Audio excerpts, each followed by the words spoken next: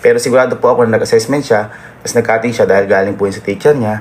And may mga teachers, yung mga teachers pa po yung naghahabol sa kanya para sa mga quiz.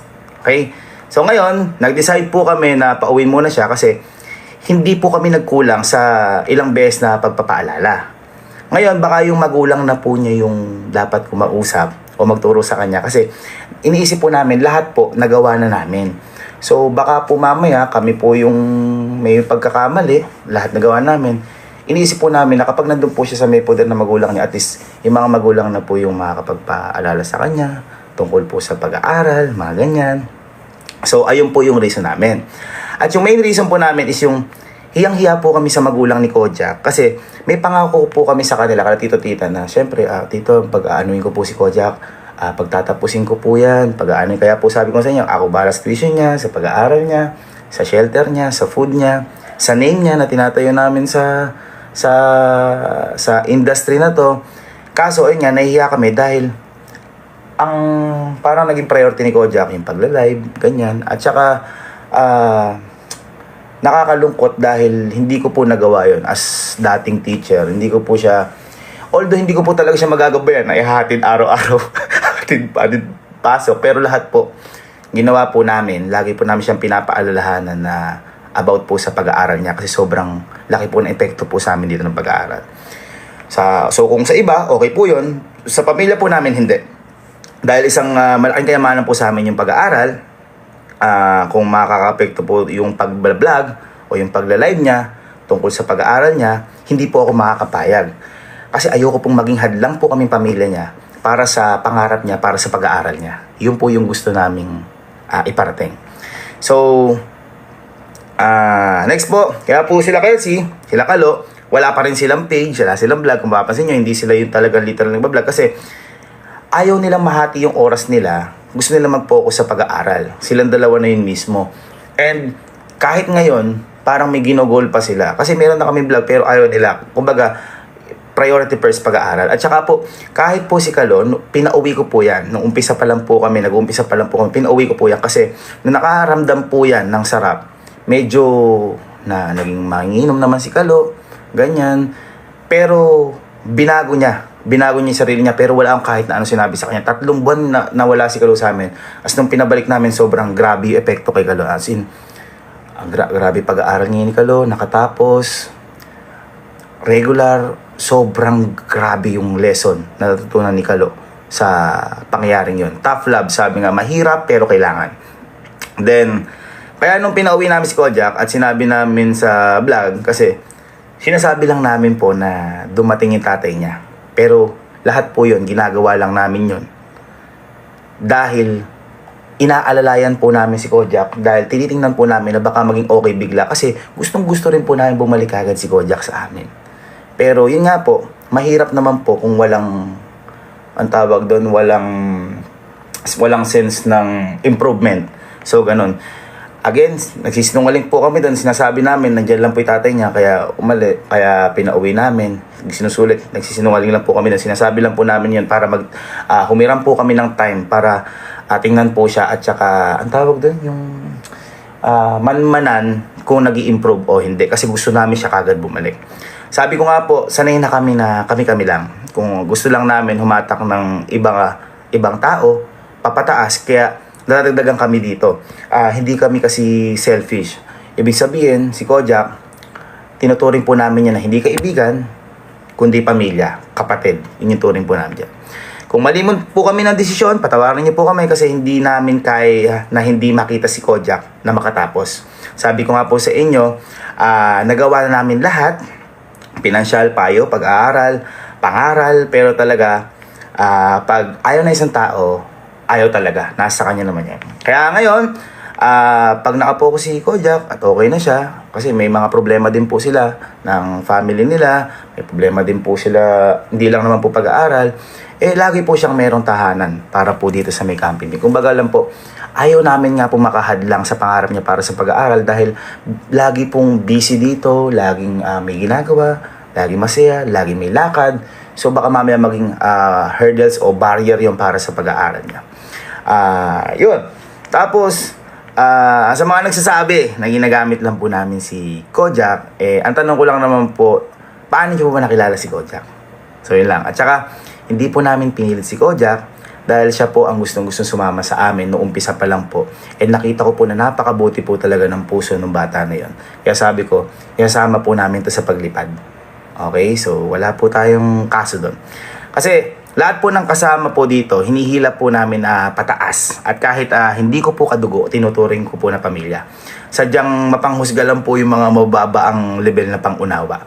Kaya wag po kayong maniniwala sa mga fake news kasi actually hindi ko na nga po kailangan mag-explain Kumbaga natakot lang po ako ngayon dahil baka may lumabas na iba. Kawawa naman po si Kojak.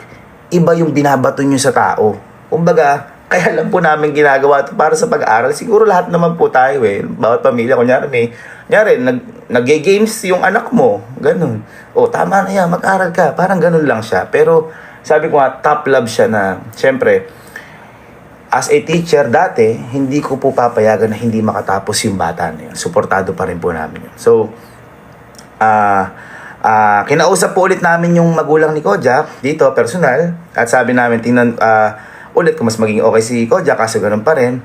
At saka ito po, bago po mangyari lahat yan, gumawa na rin po ako ng way, kinausap po rin po yung magulang ni Kojak na ito po, babagsak na po yung anak nyo. Ano po ba yung magagawa natin, tita, tito? So, ginawan po nila ng paraan, bla, bla, bla. Naging okay si Kojak, kinausap ulit lahat ng mga teachers. Naging okay, kaso nang enrollan nga ulit, nagtaka ako, bakit naging ganun? Di pumasok, ganyan. Kaya natatakot po ako, baka kami may problema. Pero, lagi po namin siyang pinapaalala, lagi po siyang chinecheck kung pumasok o hindi. Okay naman, masok naman daw. Tsaka, last, isa pa namin dati, hindi ko na po babanggitin kung sino. At alam ko naman po kung alam nyo kung sino yun. Wala ho akong masasabi sa tao na yun. Dahil yung tao na yun, kung napanood nyo naman yung huling vlog namin, talaga bagsak-bagsak siya. And after po nun, hindi na po siya talaga pumasok. At marami pong akong hindi pwedeng sabihin dito sa tao na yun. Ako po ang nagpaalis sa tao din na yon, kaya gusto ko po ako na lang po yung sisihin nyo. Kasi kapag nagpaliwanag po ako, ayoko pong makasira ng tao dahil may pinagsamahan po kami ng tao na yon. Alam nyo na po kung sino yon. Again, hindi ko po kayang sabihin dito dahil masisira po yung tao na yon. Basta sa lahat na nangyari, wala kaming kahit na anong natanggap na sorry sa tao na yon. Okay? Pero all goods lang. Kaya ko po sinasabi na hindi ko pwede sabihin kasi may pinagsamahan po kami at mahal ko din po yung tao na yun na nakasama namin dati. Okay? At lahat po ng kwento na yan na sinasabi ko, alam po lahat ni Kojak yan.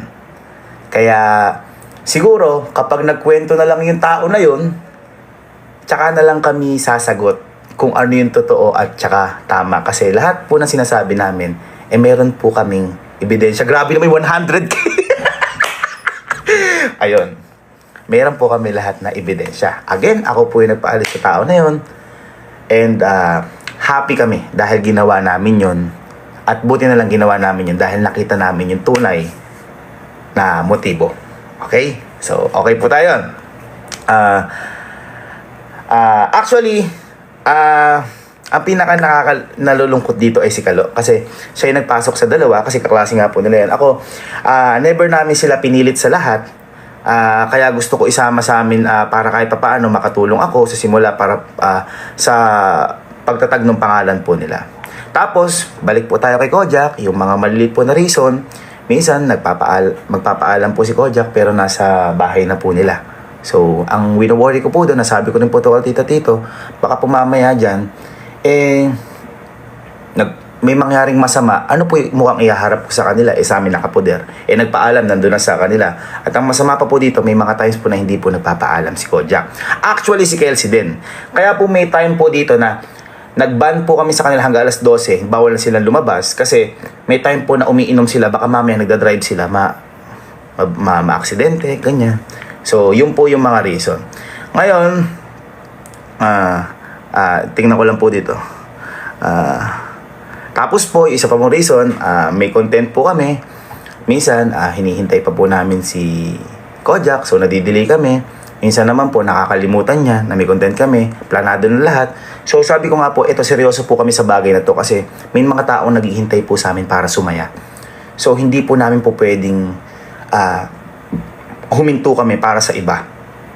Pangarap po namin to at pagpapatuloy po namin to kahit na ano pong mayari. So yun po yung mga small reason patungkol po kay Kojak. Pero again, sa isang tao na sinasabi ko sa dati namin nakasama, hindi na po ako magsasalita doon.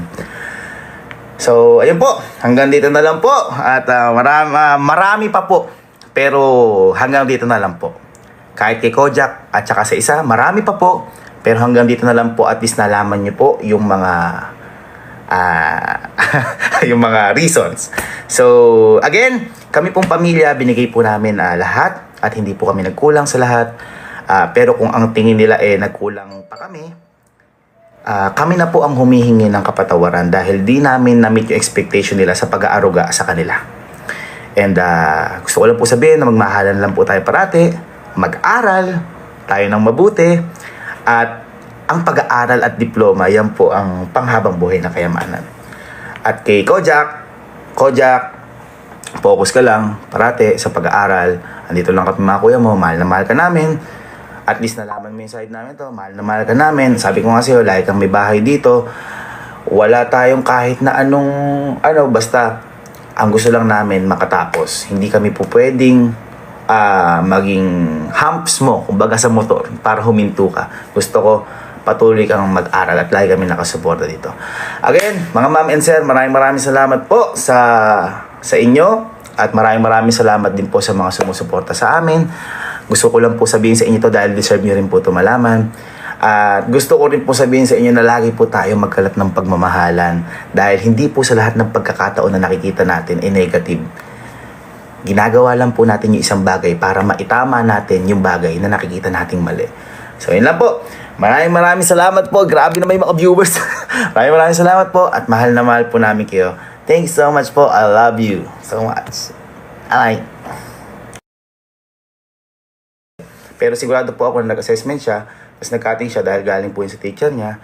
And may mga teachers, yung mga teachers pa po yung naghahabol sa kanya para sa mga quiz. Okay? So ngayon, nag-decide po kami na pauwi muna siya kasi hindi po kami nagkulang sa ilang beses na pagpapaalala. Ngayon, baka yung magulang na po niya yung dapat kumausap o magturo sa kanya kasi iniisip po namin lahat po nagawa na namin. So baka po mamaya kami po yung